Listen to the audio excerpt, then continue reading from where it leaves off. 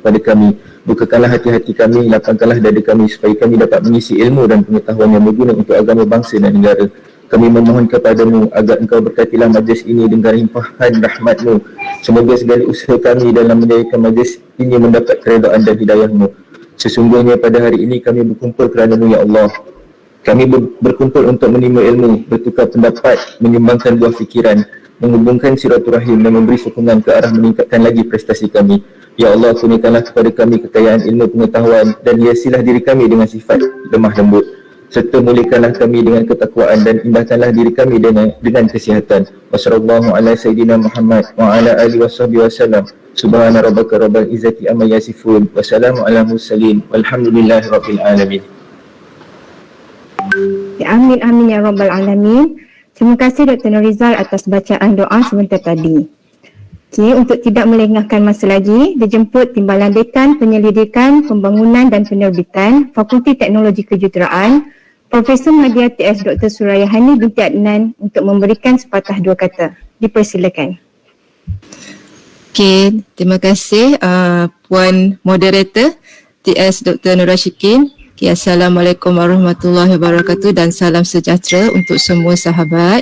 Okay, Alhamdulillah pada pagi ini saya terlebih dahululah saya ucapkan setinggi-tinggi tahniah lah kepada Jabatan Siswaza FTK di atas penganjuran program webinar pada pagi ini iaitu Superb Supervisor Roles, Responsibility and Relationship, dan juga saya ucapkan tahniah jugalah kepada semua sahabat-sahabat penyelia yang hadir pada program pada pagi ini, dan saya boleh katakan dan saya boleh nampaklah bukan daripada FTK sahaja, terdapat juga sahabat-sahabat saya daripada fakulti lain di semua PTJ di UTHM ni. Jadi syabaslah saya ucapkan pada pagi ni sama-samalah sudi menghadiri program ni.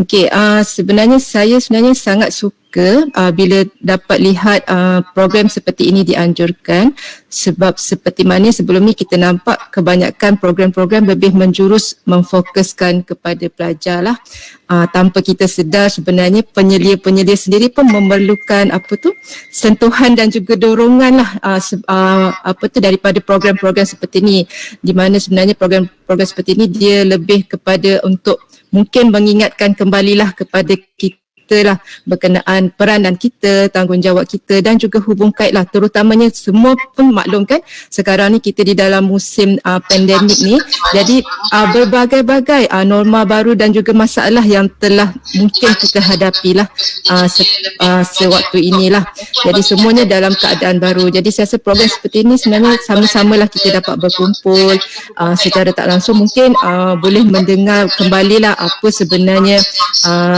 yang sepatutnya kita perlu lakukan dan mungkin cara-cara yang perlu kita boleh adapt lah untuk menangani apa permasalahan yang mungkin kita hadapi pada ketika ini. Jadi untuk makluman yang saya dapat lihat pada program pada pagi ini, kita akan ada 3 slot lah. Yang pertama akan dikondak oleh kita punya Ketua Jabatan Siswaza iaitu Teknologis Dr. Azrin Hani. Yang ini saya rasa lebih kepada slot untuk peraturan sebab dia lebih menjurus kepada current supervision procedure. Jadi mungkinlah ada apa-apa prosedur yang terkini yang mungkin kita terlepas pandang. So pada pagi ini Teknologis Dr. Azrin akan cuba mengklarifikanlah, memberi apa-apa respon atau apa-apa permasalahan yang mungkin berlaku pada sekarang. Boleh ditanyakan terus jugalah pada Dr. Azrin. Dan kedua, saya juga nampak kita akan ada satu slot lah daripada kita punya speaker daripada UTM iaitu Associate Professor Dr. Muhammad Hafiz. Saya tak pasti Dr. Hafiz dah ada ke tidak pada ketika ini.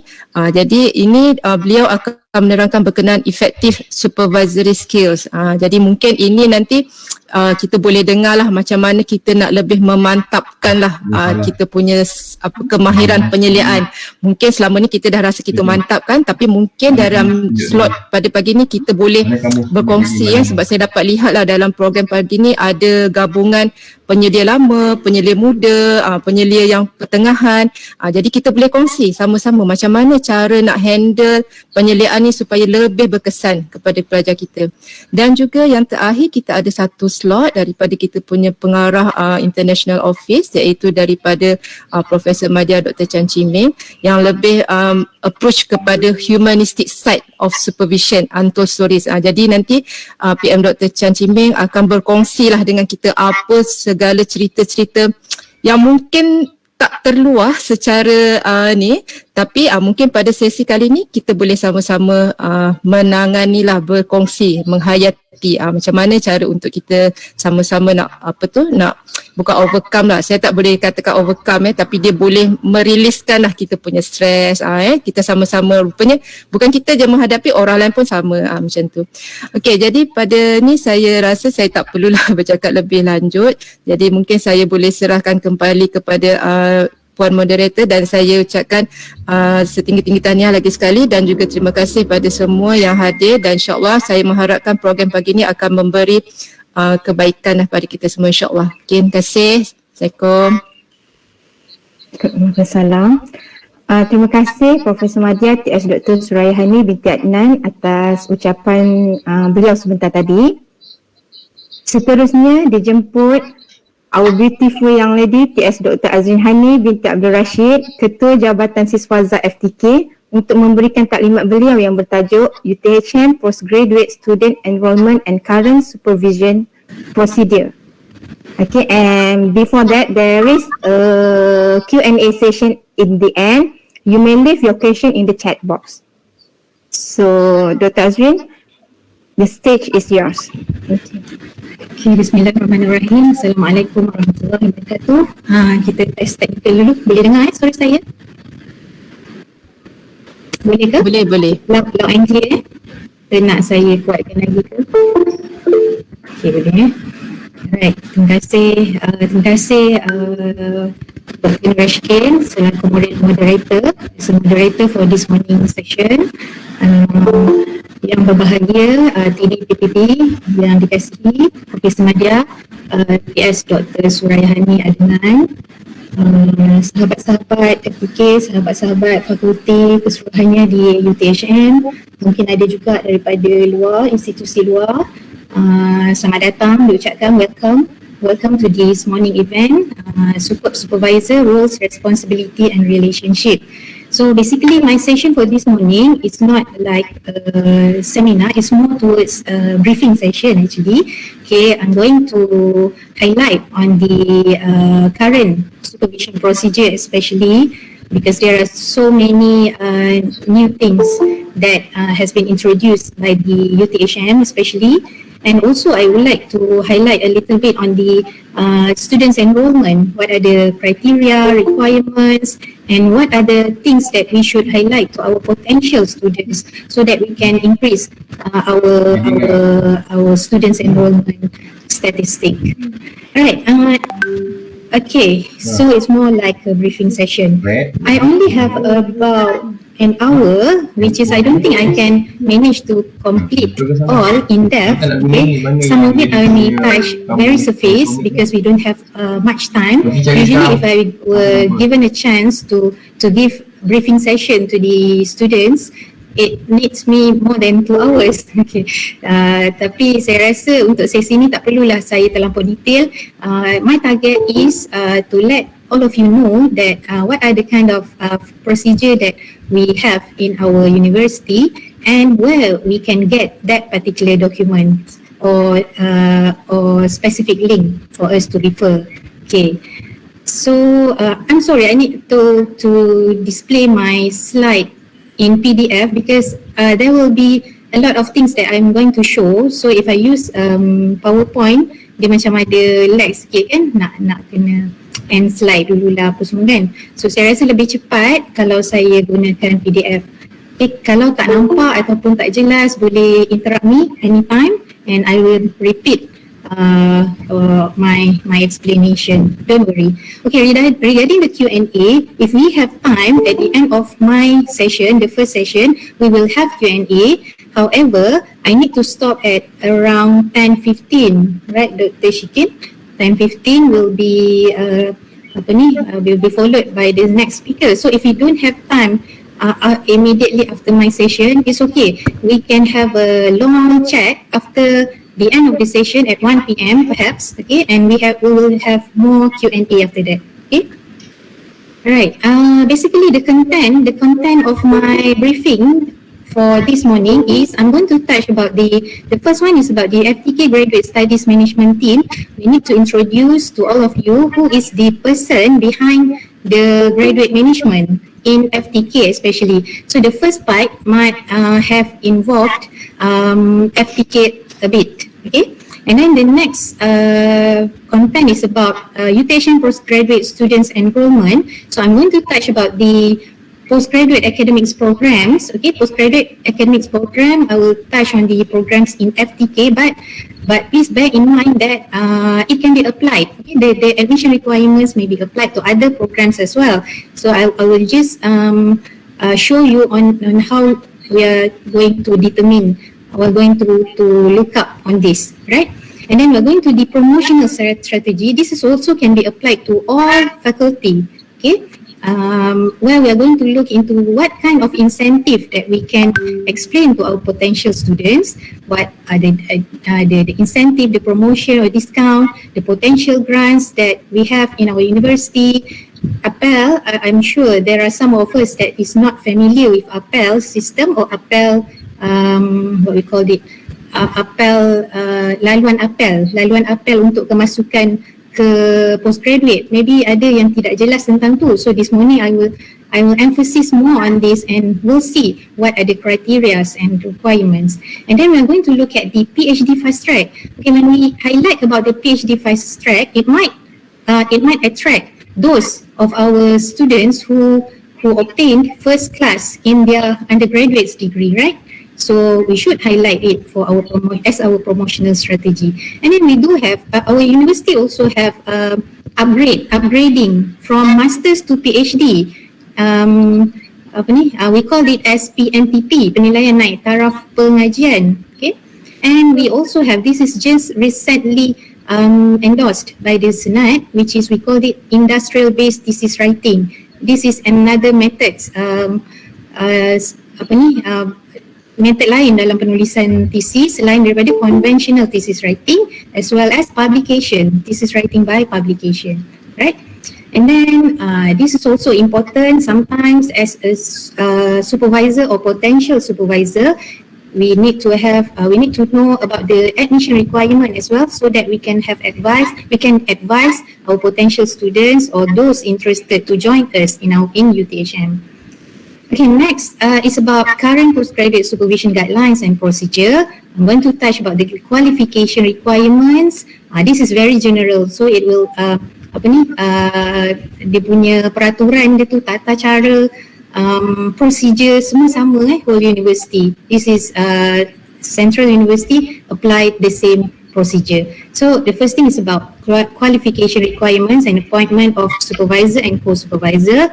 And then I'm going to highlight what are the main references, documents that we need to look up in order for us to understand about the supervision and the management system of the postgraduate studies. Okay, and then despite overall flow of postgraduate studies, okay, daripada first day students berada di universiti sampailah dia selesai lulus peringkat senat, okay, sampai graduation. So macam mana dia punya proses flow dia tu, kita akan lihat, okay, that process, okay. And then I'm going to introduce all the related forms and assessment rubrics. Okay, this might varies between faculties, okay, but it's okay. I'm sure every faculty will have their own form borang berkaitan, so you can refer to your faculty graduate studies management later on. And then also I'm going to highlight many other important info that is crucial to know as a supervisor. Okay, so I'm sorry, I need to talk a bit quick, okay, to complete within 1 hour session. Okay, so the first part is the FTK Graduate Studies Management team. Okay, just to let you know that this is the team of the pengurusan tertinggi FTK. Okay, ada ketua-ketua jabatan, timbalan dekan dan dekan, dan flowchart. This flowchart shows the Department of Graduate Studies organisation for FTK. Okay, we have the ketua program and also the wakil-wakil jabatan untuk membantu Department of Graduate Studies in FTK. Di UTHM sekarang ada position Head of Department for Graduate Studies, so setiap fakulti ada organisation chart dia masing-masing lah. So as for FTK, so I'm the Head of Department, so take my phone number if you have any query after this. I'm sure there are a lot of questions about macam-macam prosedur yang kita memang takkan teringat semua lah. Okay, dalam satu hari, dalam masa 3 jam ni memang tak sempat ingat semua, cuma we captured all the important keyword tu, apa sistem yang ada, apa peraturan yang ada,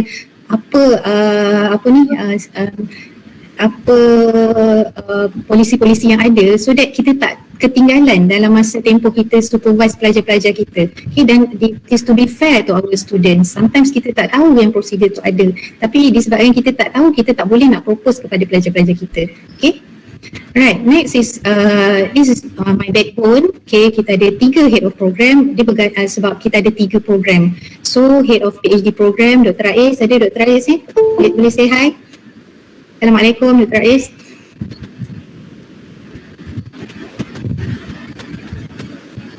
Tak apa, nanti kita berkenalan. Okay, next, Head of Master of Engineering Technology Program, kita ada Dr. Aimi, orang lama, banyak mengajar saya. Saya pun dalam Jabatan Siswaza ni baru 2 tahun lebih sikit je. Okay, so kalau suruh saya bagi briefing session macam ni, dalam tempoh saya setahun sebagai ketua jabatan, saya tak rasa saya boleh.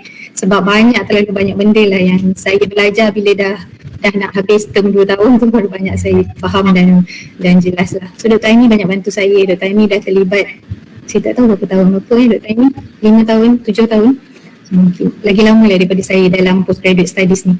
And then kita ada Dr. Kartigisu sebagai Head of Master of Science in Railway Engineering Program. So take note of all our handphone number lah. Tambah sekarang pandemic situation, everybody is working from home, right? Okay, this is important untuk any faculty graduate studies committee. Okay, what is the function of faculty graduate studies committee? Okay, basically JKPSF will discuss and endorse on few items, okay, few perkara. Antaranya is about endorsement of new postgraduate admission. Yang ni dekat mana-mana fakulti pun sama je.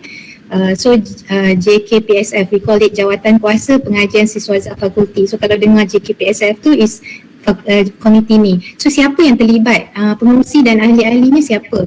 Pengurusi adalah dekan fakulti dan ahli-ahli adalah timbalan-timbalan dekan, ketua-ketua jabatan dan juga ketua program. Okay, 3 ketua program tadi juga terlibat dalam JKPSF committee.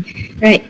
So endorsement yang terlibat under the JKPSF includes new postgraduate admission.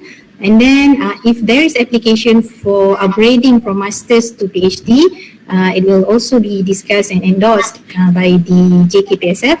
And then proposal defense panels, okay, pre-viva application, pre-viva correction approval, REC grant receiver. Okay, sekarang kita ada REC grant, nanti saya akan discuss in detail, explain in detail.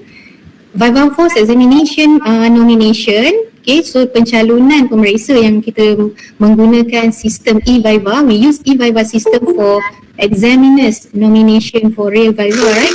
So that system akan melalui JKPSF juga untuk perakuan kedua sebenarnya. Dia bukan endorse. Okay, yang endorse adalah senat, okay, JAPS dan kemudian senat, tapi peringkat fakulti adalah perakuan kedua. Okay. And then thesis correction after Viva Voice juga perlu melalui JKPSF, final dissertations, final marks on every semester, and also other issues lah related to students punya problems ke, supervisor punya problem or anything lah, any issue yang related to graduate studies. So these are the team yang berbincang. Okay. Okay, selain daripada tu, saya percaya setiap fakulti pun ada dia punya postgraduate studies committee, student postgraduate committee. So in FTK we have postgraduate students chapters committee, SCC. So this is the latest organisation for the session 2021-2022, just recently appointed in May 2021. Okay, led by Mr. President Muhammad Rizwan bin Kamaruddin. Okay. Right, okay, kita masuk kepada, we go to the next items here, which I'm going to highlight about the FTK postgraduate academic programs and also the admission requirement. This is very important, ya. Okay, even though kita nampak dia macam, okay ni tak related, it's not related with supervision. No, it's related sebab, okay, we have a lot of students that approach us, okay, that maybe want us to be their supervisor. So what are the advice, what are the recommendation that we can give to them? So you really need to hear my explanation. Okay, so basically di FTK, okay, kita boleh tengok lah di fakulti kita masing-masing ada program apa yang ditawarkan. As for FTK, we have 3 programs, 1 PhD and 2 masters. We have PhD and we have masters by research mode, and we have master in mixed mode. Okay, mode campuran, ada coursework separuh and ada research separuh lagi. So mixed mode is in Master of Science in Railway Engineering.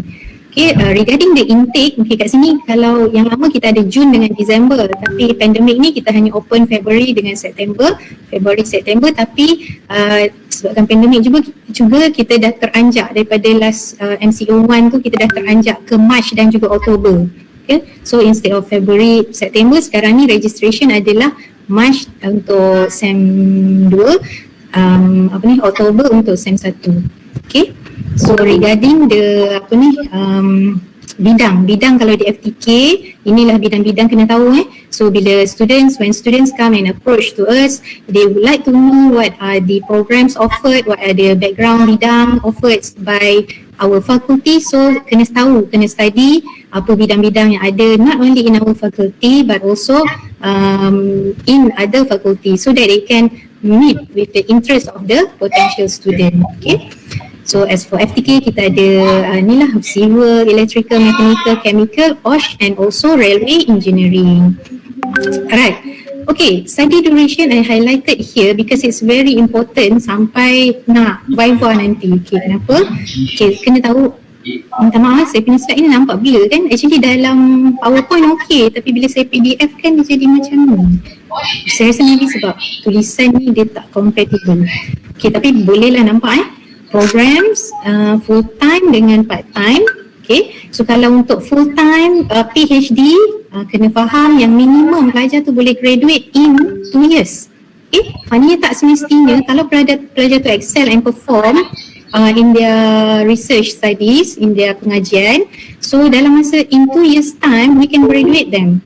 Okay, boleh mohon viva pada semester ke-4. Okay, so minimum is 4 semesters untuk full time lah. Tapi siapa, those who registered for part time, mesti kena tunggu dia sampai tahun ketiga, then boleh apply for viva. Okay, so dia ada implikasi dekat viva, dia ada implikasi untuk graduation, kena faham dekat situ lah. So duration ni is very important. Sebagai seorang penyelia ataupun pembantu penyelia, kena faham maximum and minimum ni. So kalau kita tengok our student dah exceed, dah nak hampir exit ni, jangan tunggu lama, kena mohon extension. Kalau lihat prestasi progress of their research masih tidak memenuhi, they need to apply earlier for their extension of study. Okay, so kena faham full time untuk PhD adalah 7 tahun, tapi untuk part time boleh pergi sampai 9 tahun 9 tahun. And then master by research full time minimum setahun, maksimum adalah 3 tahun setengah. Okay, tapi part time minimum 2 tahun, maksimum boleh pergi kepada 5 tahun setengah. Right, and then mixed mode pun samalah macam masters by research. Okay, ni antara, kalau di FTK, antara 2 benda penting kita kena mesti minta dekat fakulti kita, dia punya brochure lah, brochure program. So as for FTK, we have brochure for premier program and we have brochure for continuous education program. What is the difference? Okay, this is the premier program perdana.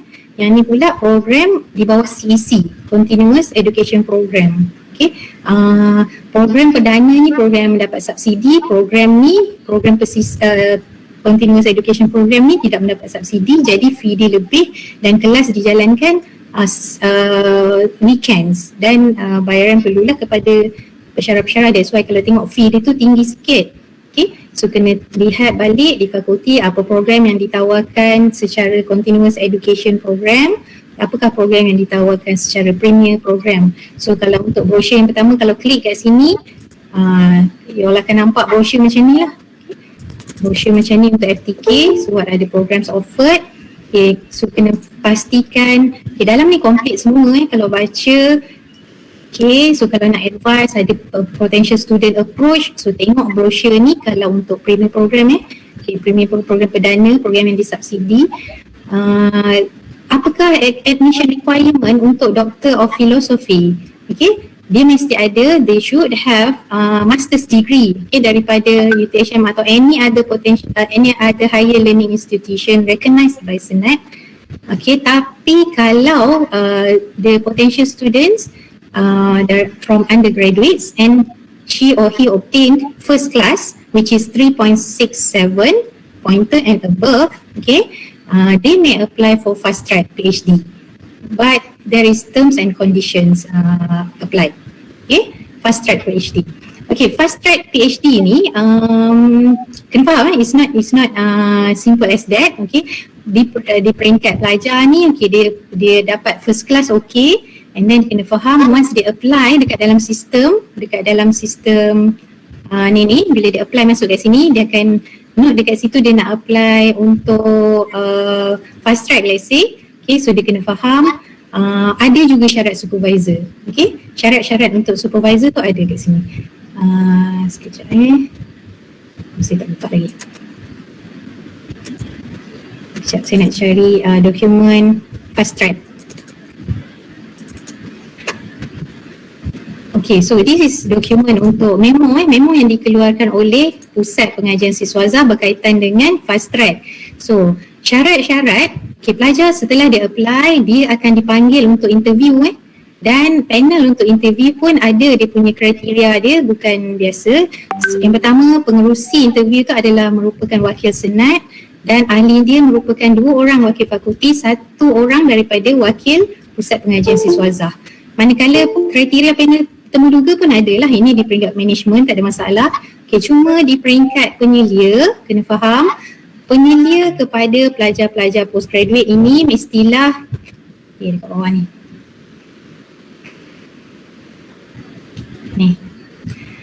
Kriteria calon penyelia. Okay, tak semualah orang boleh jadi penyelia sebab calon penyelia mestilah grade DS52, mungkin tak ada masalah, tapi dan merupakan pakar dalam bidang berkaitan dan juga dan mesti telah menggraduankan, has graduated at least 2 PhD student as main supervisor.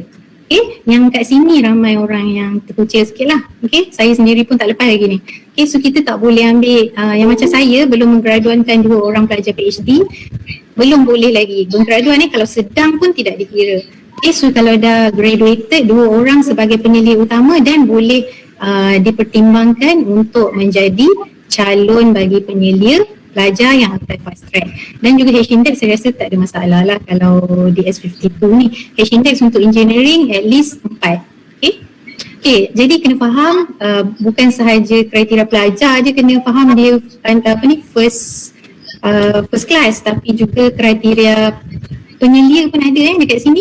Dan pelajar ni bila dia attend interview tu dia dah kena ada comprehensive proposal. Okay, bukan yang cikai-cikai ni, dia kena PhD level punya proposal. Okay, so kat situ dia kena betul-betul fully prepared sebelum apply untuk fast track. However, kalau dia tak berjaya untuk fast track, don't worry sebab pengurusan akan propose untuk dia terus mendapat offer letter untuk master's degree. Okay, boleh Okay, next is about requirement for master's degree. Okay, kalau requirement of master's degree ni, apakah syarat-syaratnya? At least dia kena obtain 2.75. Okay, ini di FTK je. Kalau coursework di fakulti lain saya rasa 2.5 coursework. Kena tengok pointer masing-masing lah, syarat pointer masing-masing. Tapi kalau program masters di FTK, syarat pointer dia adalah 2.75. Okay, walau bagaimanapun sekiranya tidak mencapai, tak apa, sebab sekarang ni kita ada offer letter, dia ada pledge document yang mana pelajar yang tidak mencapai especially yang ni lah kita punya fresh graduates, kalau dia graduate below than 2.75, dia boleh masuk bersama dengan kursus pengukuhan. Apa yang dimaksud dengan kursus pengukuhan ni? Okay, kursus pengukuhan ni contoh, kalau dia dapat pointer 2.5 tak lepas, jadi nak mencapai ke 2.75, satu subjek kursus pengukuhan bersamaan dengan kenaikan pointer sebanyak 0.1. Okay, faham Jadi kalau dia dapat pointer undergrad 2.5, dia kena ambil at least 3 kursus pengukuhan untuk mencapai melebihi 2.75. Faham Satu kursus pengukuhan equivalent to 0.1 increment of pointer. Okay, jadi kalau 2.5 dia punya current pointer, dia kena ambil 3 kursus pengukuhan. Kursus pengukuhan ni adalah khusus undergraduate. Dia kena join kelas undergraduate, attend kelas macam biasa, sit for test, exam, do assignment. Cuma beza dia, dia punya assessment dia, kalau undergraduate 40 lulus kan, tapi untuk postgraduate dia kena achieve more than 65 marks. Okay, above 65 or above, baru dia lulus untuk kursus pengukuhan tersebut. Okay, so dia kena ambil kursus pengukuhan tu pada semester pertama dia. Okay, jadi bila dapat potential student yang pointer dia rendah daripada syarat, jangan terus reject. Okay, boleh datang jumpa saya juga untuk dapatkan pandangan, ataupun boleh advise macam tu, sebab kita ada sistem kursus pengukuhan ni, kita bagi peluang pelajar attend kursus pengukuhan. Cumanya kalau pointer dia rendah sangat, contoh 2.0 kan pointer dia kena ambil 8 subjek, dah kena habiskan semua dalam satu semester. Jadi memang tak boleh lah, sebab syarat untuk satu semester tak boleh lebih 18 kredit untuk full time. Okay, tak boleh lebih 18 kredit sebab syarat satu kursus 3 kredit. So kalau nak achieve 8 je, at least 6 je kan, 6 kali 3 18. Kalau 7 subjek tu dah terlebih syarat maksimum kredit per semester. Jadi kalau pointer dia 2.0 tu memang tak lepas lah. Okay, tak apa, sebab okay, kita tengok pula syarat yang kedua. Kita boleh advise dia, katakanlah pointer dia 2 kan, kita boleh advise dia, okay, kalau macam tu you kena kerja at least 2 tahun. Sebab apa? Bila dia kerja 2 tahun dulu baru dia apply belajar, 1 tahun working experience is equal to 0.1 CPA. Okay, ni sama-sama not only FTK tapi semualah dekat fakulti kita apply yang sama. Okay, 1 tahun working experience equal to 0.1 CPA. So tadi katakanlah katakanlah Ahmad dapat 2.0. So bagi dia pergi kerja dulu, kerja 2 tahun, 3 tahun lah, 3 tahun pointer dia akan jadi 2.3 kan, 2.3. Okay, so add on lagi dengan kursus pengukuhan. Okay, 4, 5, 6, 7, 8. So dia tambah 5 lagi kursus pengukuhan. Bila dia memohon untuk sambung pengajian tu lepas 3 tahun bekerja, dia perlu ambil 5 kursus pengukuhan. Okay, barulah melayakkan dia untuk ambil ni lah, ambil sit for master's degree study. Boleh jelas Kalau tak jelas terus interrupt je, tak apa. Okay, and then ini perkara kedua yang kita boleh pertimbangkan. Maknanya kalau kita reject pelajar tu disebabkan tak lepas syarat, bukan reject terus. Kita bagi tahu, okay, kerja dulu. Kerja berapa tahun? Okay, dan lepas kau dah kerja berapa tahun, kau datang balik. Assalamualaikum, Kak Rin nak interrupt. Boleh. Okay, working experience tu dalam any field ke yang field yang spesifik yang nak ambil tu? Okay, kalau ikut MQA mesti kena bidang berkaitan lah. Bidang berkaitan. Okay, bidang berkaitan yang kita nak ambil tu. So kalau engineering technology is very general, so they can have experience in any related science, technology and engineering field. Boleh? Okay, so next, selain daripada tu kita ada APEL. APEL ni stands for Accreditation of Prior Experiential Learning. Dia adalah satu platform yang untuk mengiktiraf, yang recognize those who has work experience dekat luar sana. Golongan-golongan dewasa yang mempunyai pengalaman kerja yang lama kan. Okay, so kita nak bagi peluang dia study. So golongan ini mempunyai peluang untuk menyambung pengajian menggunakan platform APEL. Okay, saya buka info tentang APEL. So kalau klik ni, semua akan jumpa yang saya present ni lah. Ada lagi 2 dokumen tapi saya buka yang paling utama, antaranya yang ni lah. So akan dapat tengok ni sebenarnya apa benda APEL application ni. So once dia apply, ada satu lagi brochure tu, ada dia punya link macam mana nak apply. Okay, sebab bila calon tu dia apply, the candidate apply for APEL, dia kena sit for exam. So the kind of exams tu ada beberapa komponen. The first one ada ujian aptitude, dia soalan esei pendek lah dan juga soalan MCQs. Okay.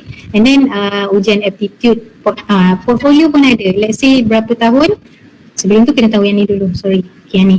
Apakah syarat dia? Kalau dia nak sit for master's degree, calon mestilah berumur 30 tahun dan ke atas. So untuk master, dia dah achieve umur 30 tahun, dia boleh terus mohon lah.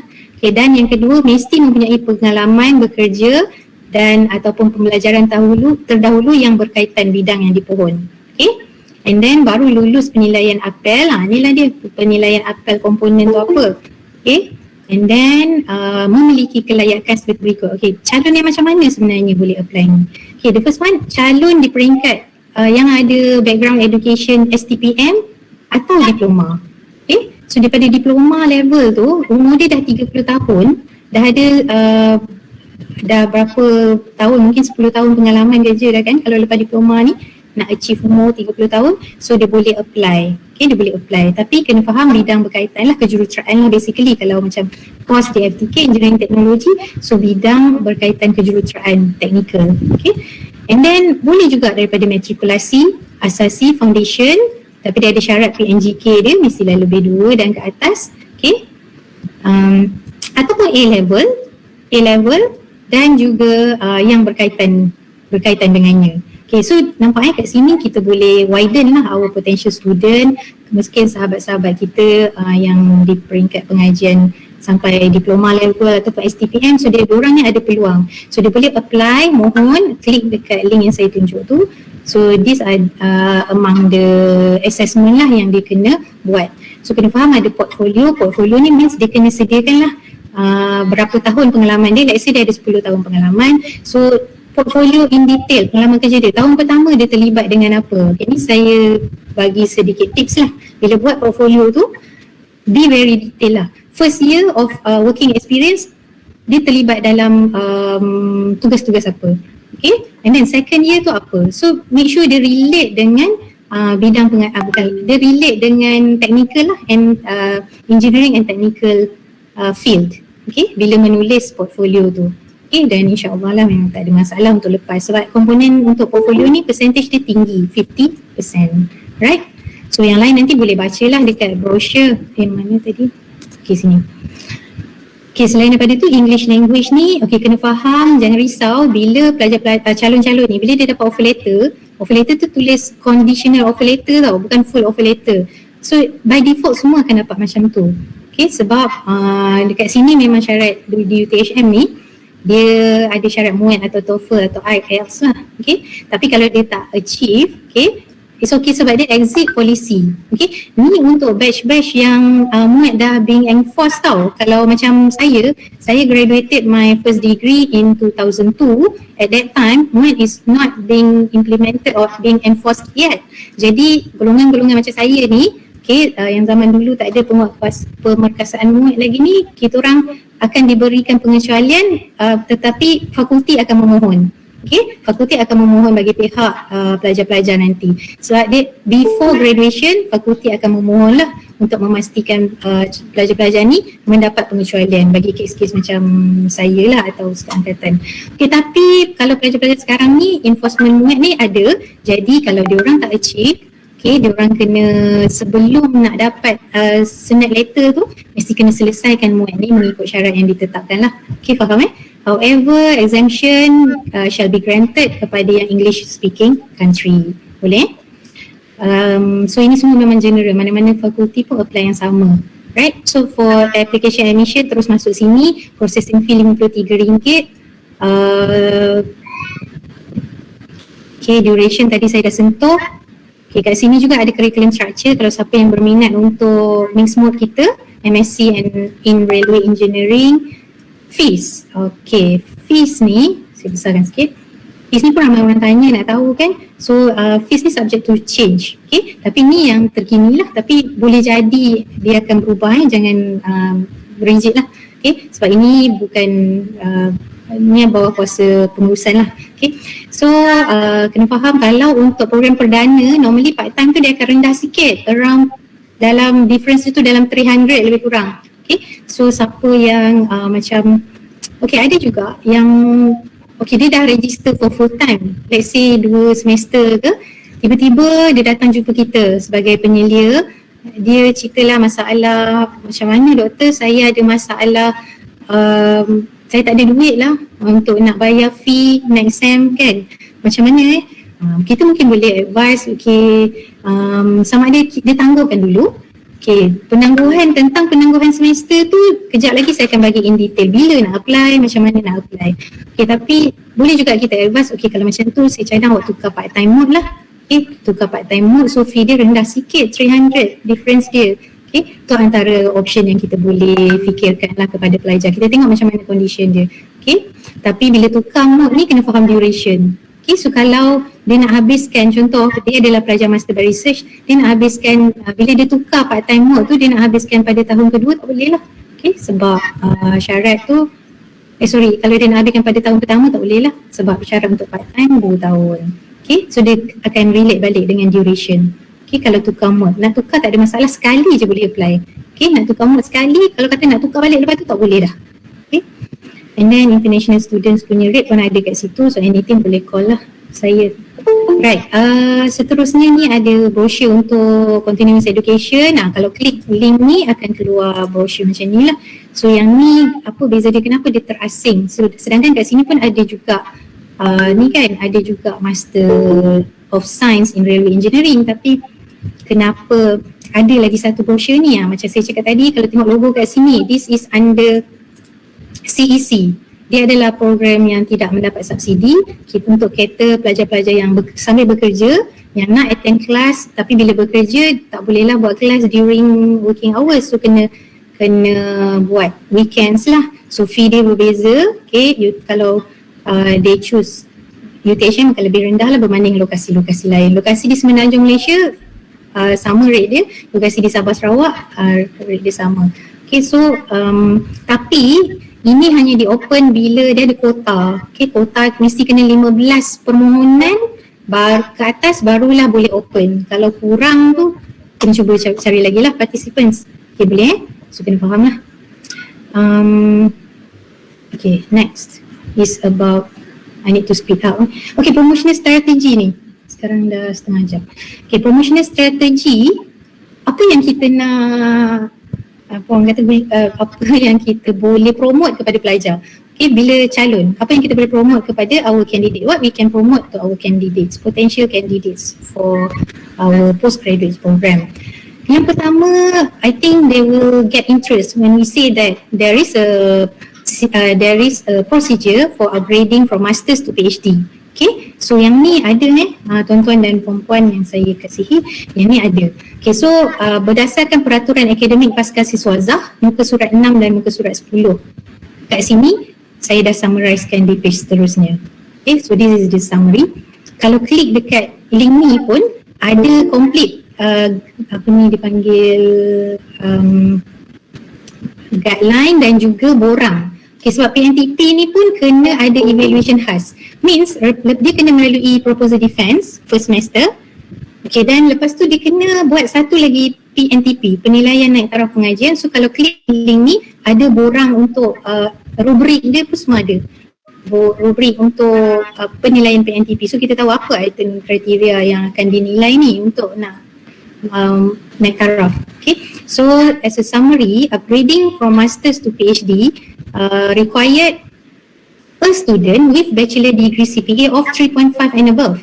Okay, and then must have supervisor's approval. This is the third things ni pun sangat penting, yang mana selepas sayang ada 2 kes kita terlepas yang sebab dia apply pada semester ketiga. Okay, so bila dah apply, supervisor nampak potential student ni tapi masa dia tanya tu dah semester ketiga. So jawapan dia kalau saya appeal dekat CJS pun jawapan dia tak boleh sebab dia tertakluk kepada ni lah, peraturan akademik pasca siswaza. So make sure semua penyelia yang dikasihi, please apply after first semester. After maknanya first semester tu kena mohon untuk early proposal defense, dan lepas dah lulus proposal defense, immediately isi borang PNTP ni. Okay, klik link, isi borang PNTP, and then pastikan application tu before completion of semester 2. Okay, dalam semester 2 pun tak apa, tapi sebelum habis semester 2. Jelas So make sure take note on this. Yang lain-lain tu tak apa, biar pengurusan yang uruskan. Fakulti akan appointkan 3 panel, endorsement tu macam mana. Okay, jangan risau kalau gagal sekalipun PNTP, proceed with master's degree. Tak adalah kena buang ke apa kan, tak ada. Okay, cumanya bila dia dah apply PhD tu, duration of masters tu is counted. Okay, so dia tak adalah start daripada zero balik, tak. Okay, ini antara satu promotional strategy. Yang kedua ni tentang program fast track. Tadi saya dah explain in detail kan. Okay, so harapnya jelas. Yang tadi fast track, make sure bukan sahaja pelajar tu ada syarat, supervisor pun ada syarat. Jadi kalau kita jumpa student yang sangat berminat tapi kita tak boleh nak jadi supervisor, mungkin kita boleh pass kat kawan-kawan kita, profesor-profesor madya, dan kita jadi co-supervisor. Itu antara satu peluang yang mana kita tidak mengabaikan interest pelajar, interest potential pelajar kita. Okay, and then admission via apel yang saya cakap tadi pun sangat menarik perhatian, especially kalau macam kami program Master of Science in Railway Engineering tu pun sangat menarik perhatian kandidat lah. Okay, bila mereka mendengar tentang apel ni, so ada peluang untuk yang just diploma level tapi dah kerja lama ni, umur dah 30 tahun ke atas, so dia boleh terus lompat ke master's degree menggunakan apel. Right? Okay, next is about okay, kita ada special discount untuk alumni kita. Special discount ada, ini penolakan ni, dia bukan amount tu tapi dia penolakan sebanyak berapa ringgit. Faham We kena speed up. Incentive introducer scheme pun ada. Okay, so kalau kita boleh lah, kalau student-student kita dia introduce active student dia introduce student untuk mohon postgraduate studies, they can get exemption of tuition fee of 20%. Tinggi tu boleh kurangkan dia punya fee. Manakala we as a staff ataupun agent, okay, kita hanya akan dapat benefit kalau kita introduce international student, which is a one-off payment of 900 will be given per student. Banyak juga ni. So kalau kita bawa masuk international student, so kita will get the one-off payment tu lah. Okay, selain daripada tu, REC. REC ni adalah Research Enhancement Graduate Grant. Okay, kalau tengok REC sekarang ni, ini yang diorang keluarkan awal tahun hari tu. March intake hari tu kita dah berjaya dapat 2 kota PhD. Oktober intake ni so far ada 1 application Okay, borang semua boleh klik kat sini. Perlu ada screening di peringkat fakulti dulu. Tapi kalau dah cukup 3, katakanlah ongoing application tu, dah dapat 1 borang, kita terus screen. So kalau dilepas syarat-syarat yang ditetapkan fakulti, memang kita terus accept. Okay, dan pelajar akan terus apply dan fakulti akan sokong di sistem. Okay, di dalam sistem permohonan. Jadi kena apply cepat siapa yang kalau kita jumpa berminat untuk menyambung pengajian peringkat PhD dan tidak menerima apa-apa beasiswa dan mahasiswa atau any kind of funding, so mereka layak dengan syarat mereka warga negara Malaysia. Mode pengajian adalah secara full time bukan part time. However, ada lagi kriteria khusus yang lain. In detail boleh tengok dalam link ni.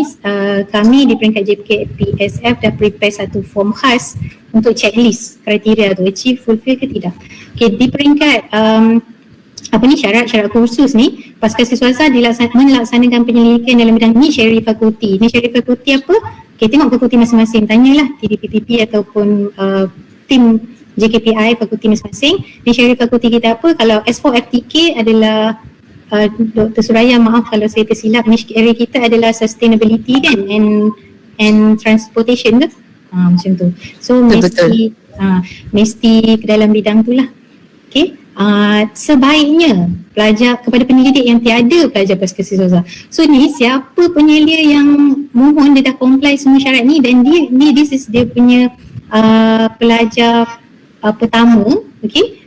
pasca sufaza dia, dan dia tak ada mana-mana grant, dia pun tak ada, dia sendiri tak ada grant apa-apa, so itu memberi kredit, lebih kredit kepada dia lah. Dan termasuk syarat-syarat tambahan yang diletakkan oleh pihak fakulti. Jadi fakulti meletakkan syarat seperti itulah penyelia yang tidak mempunyai grant. Okay, tapi kalau semua penyelia ada grant, kita tengok kriteria lain pula lah. Okay, faham in detail boleh klik lah, saya nak explain panjang pula tak sempat. Kita punya speaker pun dah masuk. Maybe kalau tak sempat, saya akan sambung pukul 1 nanti minta maaf kalau tak sempat. So it's very important things kena tahu. Okay, ni pun ramai yang belum tahu. Okay, it's about different thesis writing style. Okay, saya percaya semua maklum yang first one ni, existing conventional base. Tapi sebenarnya kita ada publication base dan juga kita ada the newly introduced industrial based thesis writing. Okay, so yang ini sangat mendapat perhatian daripada pihak industri lah, tapi dia belum ada success sample lagi. Belum ada contoh yang berjaya lagi lah sebab dia baru je introduce last semester. Okay, so far belum ada applicants lagi di FTK. Right, ni menunjukkan perbezaan dia. Okay, in detail boleh klik kat sini. Dalam ni ada dia punya guideline, okay, dan ada dia punya apakah kalau tengok kat sini industrial base ni, introduction, research implementation, chapter 3 dia bukan metodologi lah macam biasa tu kan, result, conclusion, tapi dia adalah based on project outcome. Apakah project outcome? Kat sini. What are the industrial based outcome? Antaranya adalah seperti technical reports, research pattern, works instruction, technical standard operation procedures, technical orders or policy documents. It can be mana-mana lah daripada sini untuk dijadikan sebagai ni, project 1, 2, 3. Okay, dan yang menariknya kalau untuk PhD at least 2, tapi kalau master at least 1 dah cukup. Tapi in terms of depth tu, kedalaman tahap implementation project tu, that's why kita perlu ada panel, perlu ada supervisor daripada akademik juga. Sebab supervisor akademik ni akan melihat kedalaman, depth of analysis, depth of work that has been done, adakah cukup untuk level masters ni. Okay, that's why assistance of academic supervisor sangat penting. Di samping siapa yang nak ambil laluan ni mesti kena ada jugalah co-supervisor di peringkat industri. Okay, boleh So in detail lepas ni kalau nak tahu lebih kita sembang je lah. Admission procedure, ni pun ada dia punya procedure, nanti boleh baca. Saya cuma nak highlightkan ni FAQ about application ni. Apakah common question? What are the common questions regarding the application? Okay, if you look at okay, jap sebelum tu, final year student ni kan, final year student kita di UTHM ni, dia boleh apply directly via SMAP. Dia tak perlu masuk yang link WAPS tadi tu. Okay, so dia masuk SMAP dia dah ada dah terus untuk postgraduate. Okay, so dia ada cut beberapa dokumen lah yang dia tak perlu upload. Okay, dia dah simplify. Okay, apa antara question? Apakah perbezaan bila diorang apply tu dekat sistem, diorang akan dapat tengok program di premier program dengan continuous education program. Dekat sini kena advise lah kalau diorang tanya, saya nak tick yang mana satu, perdana atau continuous education. Ni kena faham di fakulti masing-masing. Kalau di FTK hanya satu je continuous education program ni, iaitu program part-time Master of Science in Railway Engineering. Tapi kalau program full-time Masters in Railway Engineering, dia drop dekat program perdana.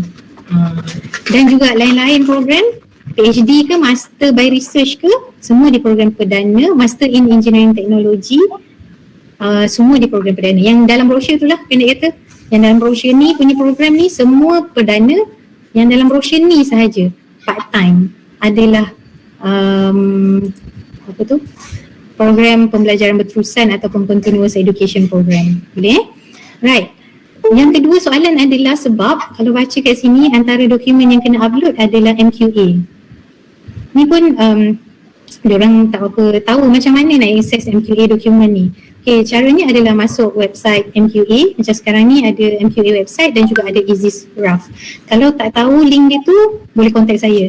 Okay, saya akan bagi link dia. So yang penting pelajar kena tengok balik transkrip dia, tengok nama program dan cuba dapatkan kod program. Kadang kalau masuk key in nama program je, dia tak keluar. Tapi kalau kita key in kod program MQA / berapa tu kan, itu yang kita kena key in dalam link tu. terus appear accreditation MQA, dan just print screen ataupun print benda tu, PDF kan, upload di application lah, upload di bahagian application, right?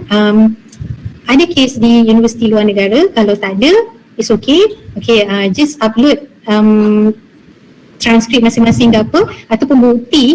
Setiap negara ada kan, dia punya dia punya recognition agency dia. So cuba dapatkan, kalau di UK, cuba tengok apa recognition body, academic body recognition agency, then cuba print out daripada platform tersebut, okay, di mana-mana negara lah, okay. And then ada yang tanya processing fee ni nak transfer dekat mana, sebenarnya ada, cuma tak ada orang baca betul-betul in detail, diorang terlepas pandang. Kalau tanya pasal kat mana nak transfer tu, mesti diorang terlepas pandang, sebenarnya ada kat dalam tu. Okay, then proposal, okay, untuk yang apply for selain daripada mixed mode dan coursework, untuk by research program, any program lah dekat UTHM ni, proposal ni perlu complete proposal ke? Ada pula tu kalau risau sangat proposal tak siap sampai dia delay dia punya application, tak perlu sampai macam tu. Saya advise cukup lah kalau just a very brief abstract pun dah sufficient, tajuk dengan brief abstract yang ada complete lah semua kan. So potential supervisor boleh advise, kalau tak ada lagi supervisor pun calon pelajar boleh terus upload tajuk and abstract pun dah okay, right? So kita nak tengok je sebenarnya bidang apa yang dia nak cater tu untuk research dia tu, okay. And then ada yang bila dah apply, dah mohon, dia dapat conditional offer letter. Macam baru semalam kes CJS pukul 6 petang minta saya prepare surat conditional sebab pelajar ni dia dapat beasiswa HLP KPT. So dia tak boleh guna conditional offer letter sebab by default akan dapat surat macam ni lah. So bila dia maklumkan kepada kita, pihak fakulti akan keluarkan surat permohonan kepada CJS untuk pengeluaran full offer letter disebabkan perkara ni lah, untuk mendapat penajaan beasiswa lah. So lepas tak ada masalah, okay, mohon kepada fakulti masing-masing. And then ada juga isu masalah login, logout, login, okay. Ada masalah macam tu. Mungkin ada konflik lah dia punya ID. So tak apa, bagi tahu dan kita akan bagi contact number which is Cik Falahia lah, adalah person in charge untuk bahagian pendaftaran di CJS. Okay, seterusnya qualification requirement and appointment of a supervisor. Saya rasa ni sangat hot lah, hot question di kalangan kita. Adakah kita tanya, saya rasa percaya kat sini ramai pensyarah-pensyarah jadi dah lama ke industri tapi baru masuk UTHM lah contohnya kan. So adakah layak untuk menjadi penyelia? Okay, kita tengok satu persatu. Ni saya extract daripada dokumen MQA Standard for Masters and Doctoral Degree, the latest edition tahun 2021 release, okay, second edition. And then kalau tengok kat sini, apakah requirement qualification? Ini pun sama, kalau penyelia lama kita intended, sometimes kita intended to appoint co-supervisor daripada industri, co-supervisor daripada institution, other institution. So apakah dia punya syarat? Okay, kita tengok untuk master's degree dulu, supervisor dan juga co-supervisor. Boleh nampak ke? Saya besarkan. Okay, kalau untuk master, principal supervisor tu mesti kena ada doctoral degree. Tetapi kalau dia tak ada doctoral degree, apakah kelayakan lain yang boleh diterima? Yang pertama, mesti ada 7 tahun pengalaman. Tadi saya rasa IR Fazil ada tanya saya 7 tahun, saya tak sempat baca habis, minta maaf. 7 tahun pengalaman industri dan ada master. So lepas. Cuma yang ni dia tak lepas. Mungkin belum lagi kot kan? Has co-supervised master's candidate. Ataupun kalau ongoing pun tak apa. Okay, boleh tengok perkara ni balik lah. Okay. Syarat dia 5 tahun experience ke atas. Okay. Kita kat sini kita fleksibel lah. Kalau not only in teaching and research tetapi juga dalam field work di industri pun tak ada masalah. Co-supervised master's candidate. Dan yang ni, okay, ni MQA keperluan. That's why kita ambil initiative effort untuk buat hari ni punya sort of briefing session untuk memastikan semua dapat cert. Telah melalui structured supervision training, okay, supervisor training. So boleh tunjuk bukti lepas ni. Okay, kalau ada audit pun tak ada masalah lah. Okay, co-supervisor pula untuk master mesti ada doctoral degree, tapi kalau tak ada, the co-supervisor has only a master degree in the field and the co-supervisor must have at least 1 tahun pengalaman pun dah cukup dah. Okay. Co-supervisor from industry or practitioner yang ada bachelor degree pun tak ada masalah kalau dia ada 5 tahun pengalaman. Kita nak appoint co-supervisor daripada kalangan industri kan, as long as co-supervisor tu boleh beri contribution in terms of dia boleh support dari segi dia punya expertise dalam bidang berkaitan pelajar, penyelidikan pelajar, ataupun dia boleh support dari segi facilities untuk penyelidikan pelajar. Jadi pastikan appoint person yang betul, the right person lah di untuk co-supervisor ni. Okay. Right. Seterusnya untuk PhD pula. Saya rasa dah terjawab kot soalan TS Fazil tadi. Okay, manakala untuk doctoral degree PhD, principal supervisor must have doctoral degree dan, okay ni untuk PhD, dia up sikit lah. Dia ada PhD, okay, dan juga dia dah bekerja 2 tahun dululah, 2 tahun pengalaman bekerja dan supervised masters or doctoral research candidate to completion. Maknanya belum graduate lagi pun tak apa, tapi dia dah ada supervised masters or doctoral research candidate. Okay, where the principal supervisor has only a master's degree. Okay, tapi kalau supervisor ni, saya rasa ramai banyak contoh macam PM Haji Amran kita dulu, kita punya mantan dekan. Kalau di FKMP tu PM Haji Imran, diorang tu semua dulu tak ada PhD tapi diorang boleh supervise master's degree with extensive experience in research. Okay, boleh? Supervisor must go through supervisor pula mesti ada PhD tapi kalau tak ada extensive experience in research, whereas co-supervisor from industry ni must have at least a master's degree. Okay, kalau untuk co-supervise doctoral PhD degree student daripada co-supervisor industry lah. So dia at least dia sendiri ada master's degree dan dia sendiri ada pengalaman 10 tahun lah dalam bidang berkaitan. Okay, boleh? So far, so good. Tak apa, kalau ada soalan kita kumpul kemudian ni, kalau tak sempat saya kena stop 10 suku, kita sama pukul 1. Okay, in terms of supervision, okay, yang ni saya nak tunjuk. Supervision ni, okay yang ni. So nanti boleh download, klik ni, adalah dia punya guideline tu. Tapi ini antara, inilah dia punya, apa benda tu, dia punya guideline tu. Dia punya guideline ni merupakan sebeginilah. This is how the guideline looks like. Saya ada highlightkan beberapa, dia ada panjang tapi memang saya tak boleh lah explain one by one. Saya rasa masing-masing boleh baca.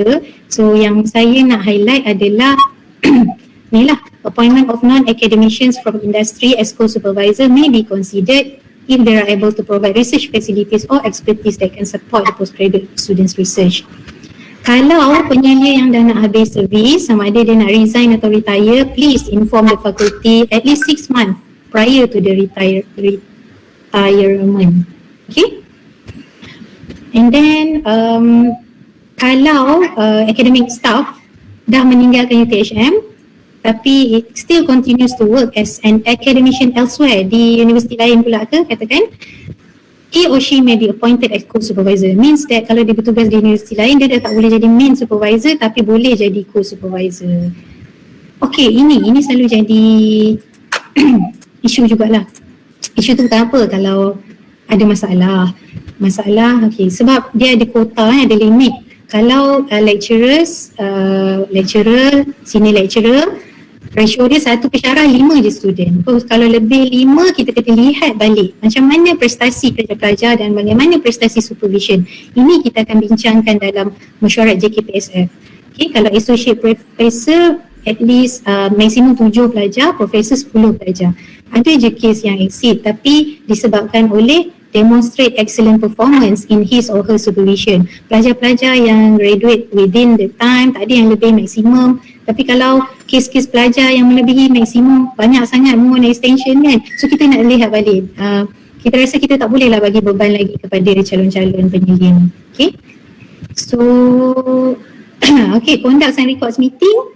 Jangan lupa ni ada dalam guideline. So sekarang ni kita ada e-logbook system dekat TCIS, jangan lupa record At least kalau malas pun kita selalu kan discuss tapi takkan macam jenuh lah setiap kali nak ni kan. Kita minta pelajar isi at least sebulan 2 kali ke, okay, boleh at least ada untuk audit purpose. Right. Before Viva semua ada kat sini. Okay, kalau tengok please baca betul-betul sebab kami di peringkat pengurusan banyak jumpa benda-benda perkara-perkara yang supervisor yang tidak mengikut guideline lah. Okay, kalau tengok ni nomination of examiners by submitting the nomination of examiners ni mesti dibuat 6 bulan sebelum submission of final thesis draft. Okay, jadi yang dah nampak projection untuk nak buat pre-viva tu dah boleh apply lah sebenarnya. Okay, 6 months, tetapi baru-baru ni CGS baru menaikkan dalam mesyuarat JEBS yang nomination yang lebih setahun automatic akan perlu re-nomination.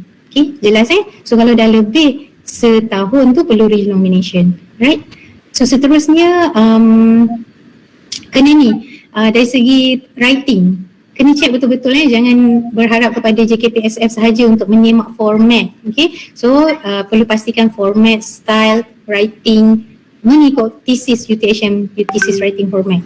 Okay, so yang seterusnya pastikan pelajar tuan-tuan dan puan-puan sebelum dia undergo Viva Voce examination dia mesti dah selesai at least 2 evaluation di peringkat fakulti, iaitu proposal defense dan pre-viva sekurang-kurangnya. Okay, boleh support dengan progress presentation yang lain-lain. So yang ni semua ada guideline ni.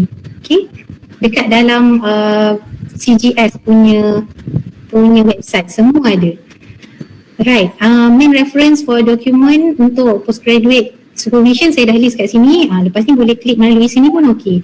Postgraduate Studies Academic Regulations and Guideline, this is very important, peraturan akademik lah ni, postgraduate punya, bukan undergraduate. And then we have website, klik sini, masuk website dia. Yang ni memang saya sangat-sangat harap supervisor at least sekali pergi masuk website tu sebab you all akan jumpa macam-macam borang, macam-macam guideline yang sangat berguna untuk kita. Okay, so selain daripada tu, ini pun sebenarnya daripada CGS punya platform website jugalah, which is dalam ni ada Postgraduate Academic Regulation yang melibatkan thesis writing, plagiarism, research program implementation which is about the supervisory, thesis submission, examiner criteria, nak pilih examiner, apakah kriteria examiner ni? Klik kat dalam ni, ada.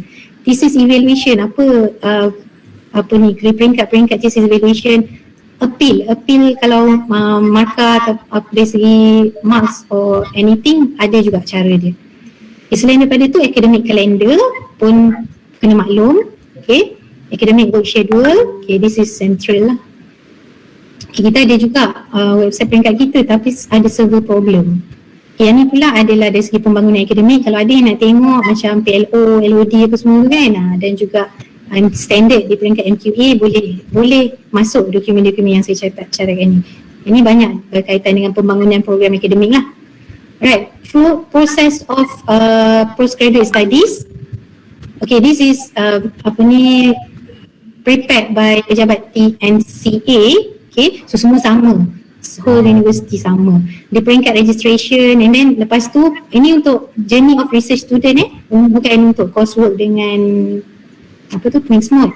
Okay, so register, lepas tu biasanya dia akan ada defend proposal, lepas tu pergi ke peringkat pre-viva, viva, make sure comply all the publication punya requirement, and then baru dia dapat graduation. Okay, so di peringkat registration ni mesti kena faham apa yang nak diregister. Okay, ni saya rasa just bagi tahu pelajar lah, dia kena tahu. Okay, bukanlah tugas, bukanlah kita pula nak kena, okay, awak register kod ni.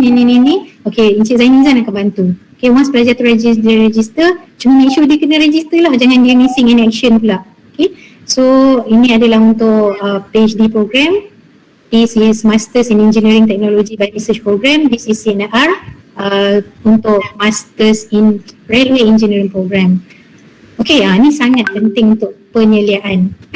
Apakah pre-viva application checklist? Saya rasa ramai yang nak mohon pre-viva, pelajar-pelajar masing-masing.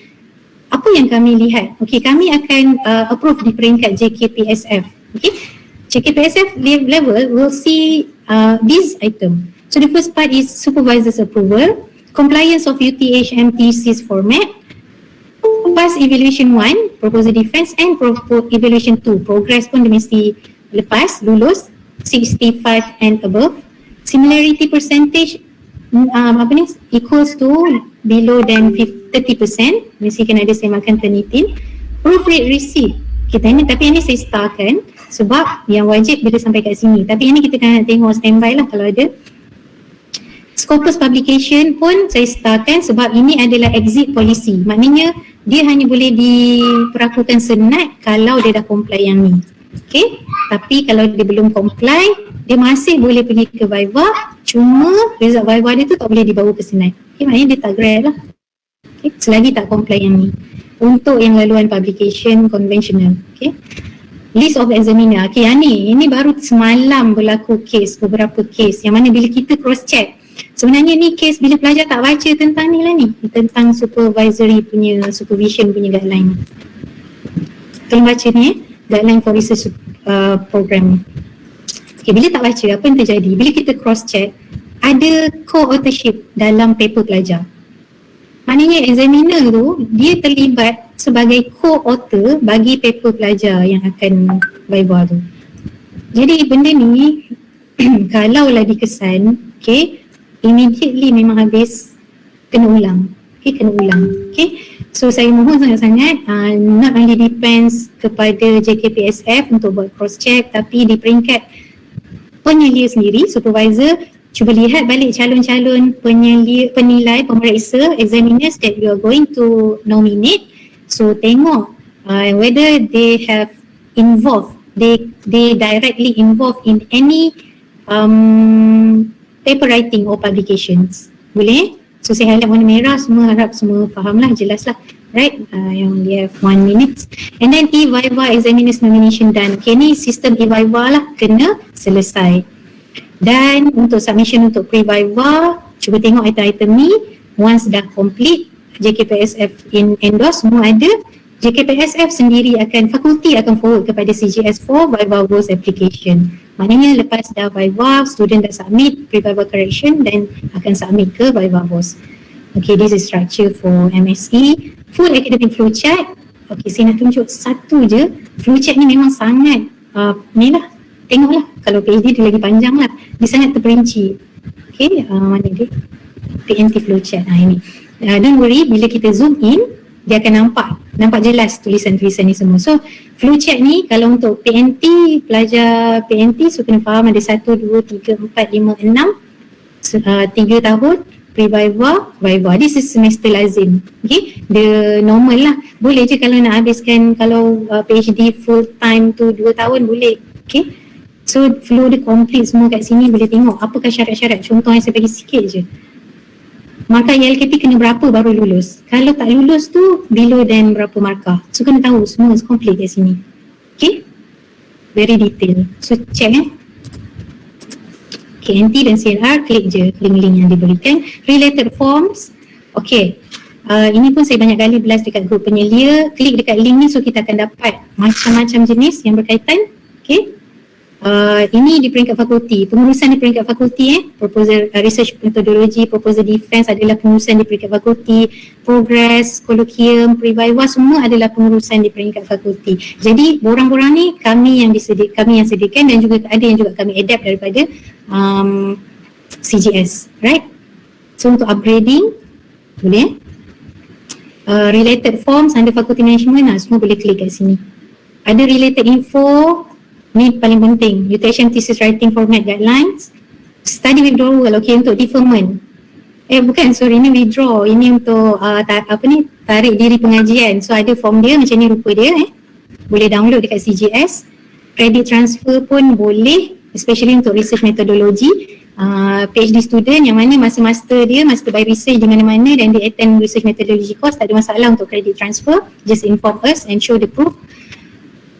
Change of program mode, tak ada masalah nak tukar mode full time daripada part time, tapi hanya sekali, once throughout the study, ataupun extension of study pun boleh apply. Deferment, okay, ni sangat penting, ni ramai orang yang apply, especially zaman pandemik sekarang ni kan. Ada reason-reason tertentu, antaranya health reason ataupun ni lah pandemik ni ke. So hanya 2 kali je dibenarkan, okay. Yang tidak dikira dalam semester, whole semester. And then application must be made satu semester in advance. Okay, baru dia dapat full fee exemption. Kalau tak, kalau dia apply semester semasa, fees will be charged. Okay, satu application single semester of deferment only, satu semester deferment sahaja. Okay, nanti kalau nak extend lagi, nak defer lagi, tangguh lagi, next time tu apply lagi, boleh? Right? And then suspended to use any facilities and service. Okay, so application for workstation ini adalah borang-borang dia. PNTP saya dah explain tadi. ELKP jangan lupa, nanti selalu saya remind kan. Okay, tapi masih ada juga yang submit lewat. Fine will be imposed RM100 kepada pelajar yang lewat. Guideline dia complete kat sini. Ini research student yang aktif semua wajib. Penyelia pun wajib tahu pasal benda ni. Guideline semua ada kat sini. E-Viva nomination pun manual semua ada kat sini. Jangan lupa apply at least 6 bulan sebelum lah, sebelum dijangkakan real Viva. E-logbook dia adalah video cara mengisi. Conferment of degree, okay, jangan lupa kalau untuk by publications, 1 Scopus Index untuk master, 2 Scopus Index untuk PhD. Selain daripada tu, ni pun saya dah cerita, ada thesis writing style, difference dia. Yang lain, kalau untuk selain daripada research mode, kalau untuk coursework mixed mode, kita ada course withdrawal. Ini je saya letak aja. Semua orang especially academician biasanya dia nak tahu mapping semua tu kan. So saya just letak, tak perlu saya baca. So kalau nak tahu kat mana letaknya mapping untuk RM class, research methodology class, macam mana mapping dia. ELKP tu macam mana mapping dia. Proposal defense macam mana. Minta maaf doktor. Ya. Saya rasa masa sangat-sangat okay, dah 20 kan. Okay, saya pun dah selesai. That's all of my side. Saya rasa Q&A kita keep until end of the session pukul 1 lepas PM Dr. Chan Chiming. So I apologize if there is any shortcomings from my side. So after this we are going to hear more about the best practices and also the advices towards supervision kan. Okay, insyaAllah. So I hope you will stay tuned until the end of the session and we will have more Q&A after this. Itu sahaja daripada saya. Sekian, terima kasih. Assalamualaikum. Waalaikumsalam warahmatullahi. Terima kasih TS Dr. Azrin Hani binti Abdul Rashid atas perkongsian beliau. Seperti yang dimaklumkan, kita akan berbincang dan menjawab soalan di akhir pada jam 1 nanti. Okey, kerana masa sangat mencemburui,